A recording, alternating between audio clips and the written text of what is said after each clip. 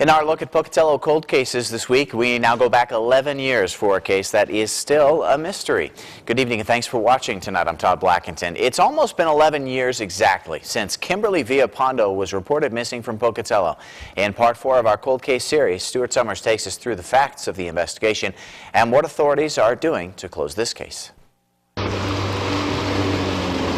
11 years ago next month, Kimberly Vialpando disappeared. Kimberly was last seen in the Pocatello area on May 5th, 2000 and has not been seen or heard of since.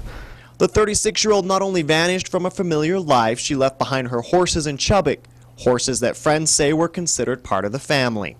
May 5th was the last time anyone at American General Finance, where she worked, ever saw her. For 3 days, Kimberly's desk sat empty.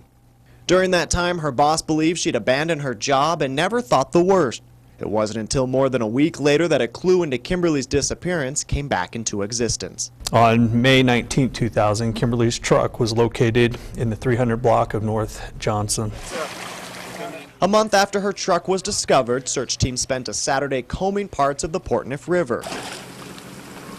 That search never turned up anything, and Kimberly's case went cold. We have new eyes looking at these cases. Several of these cases are years old, and several of them have had to have the dust knocked off the files so that we could open them up and look at new investigative avenues. Police say the investigation into her disappearance has been ongoing, and there's now a renewed focus to find answers. The case is being reviewed and witnesses are being re-interviewed. The investigation is ongoing. The Pocatello Police Department is asking anyone with information to give them a call, knowing someone out there holds the answers to this decade-old mystery. In Pocatello, Stuart Summers, KPVI News 6. Now, this is our fourth one. If you've missed any of these previous cold case segments, you can watch them online at kpvi.com. We've got a couple more next week. Coming up on Monday, Stuart will take us through the case of Linda Smith, who was abducted from Pocatello and murdered back in 1981.